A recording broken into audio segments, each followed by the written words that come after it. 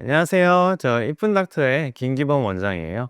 이제 오늘은 제가 굉장히 좋아하고 또 자신 있어 하고 되게 자연스러우면서도 조그만 차이로 얼굴의 인상을 많이 바꿔줄 수 있는 눈밑 필러에 대해서 얘기를 해보려고 해요.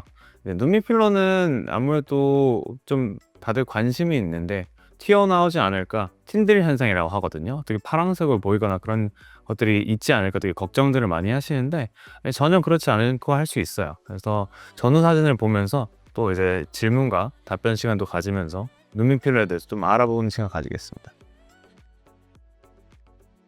자, 이제 사진을 한번 볼까요? 이분은 눈밑에 대해서 꽤 많이 고민이셨었어요. 눈밑 지방 재배치나 이런 것도 다 진행하신 후에도 이제 조금 고민이 되셔서 오신 분인데, 이것도 조금 후에 너도 말씀을 드릴게요.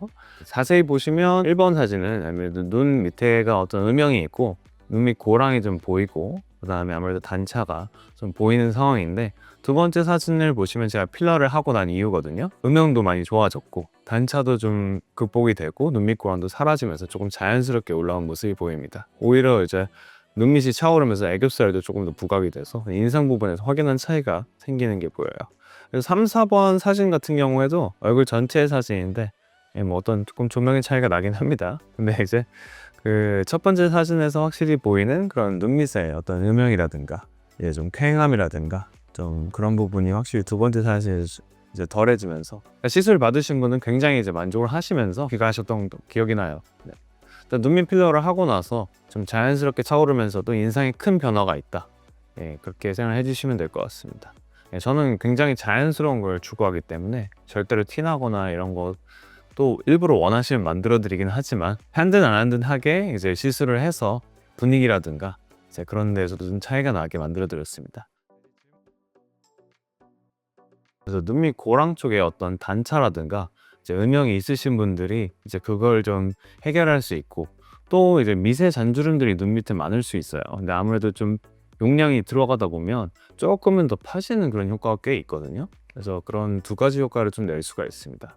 눈밑 같은 경우는 여러 가지 이제 이유 때문에 이제 눈 밑에 고민들이 많이 생기는 건데, 자, 첫 번째로는 실제로 눈밑 고랑 아래쪽에 파이면서 이제 시간이 좀 지나면서 아무래도 조직이라든가 콜라겐 이런 것들이 좀 계속 적어지면서, 아니면 또 선천적으로 좀 그런 분들이 있어요. 또 앞볼이라든가 눈 밑에 이제 좀 볼륨이 없으신 분들이, 그런 분들이 파인 부분이 생기면서 이제 그 부분을 좀 채워줘야 되는 경우가 있고, 자, 어떤 분들은 또 시간이 또 지나면서 눈 밑에도 좀 지방이 있거든요. 그 부분들이 원래는 이쪽 안쪽 주머니 안쪽이 잘 들어있는데 점점 밖으로 빠져나오거나 이제 주머니 자체 탄력이 적어지면서 지방이 보이는 그런 상황이 돼요. 그런 경우에도 상대적으로 그 부분은 올라와 있는데 원래 편편했던 부분이나 조금 꺼져 있는 부분이 더 고각되는 그런 상황이 눈 밑에 있을 수 있고요.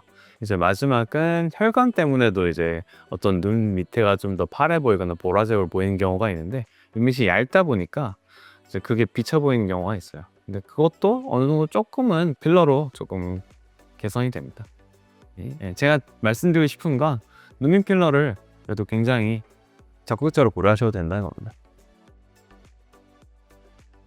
제가 아까 말씀드렸던 것처럼 눈밑은 크게 세 가지, 또 뭐 다른 원인들도 더 있을 수가 있는데, 눈밑 고랑이 실제로 등고가 차이가 있고 파여 있는 경우에는 가장 필러가 효과가 있고요. 혈관이 비친 경우에도 피부랑 혈관이 그 공간을 필러가 살짝 만들어주기 때문에 좀 더 덜 비치게 하는 그런 효과도 있습니다.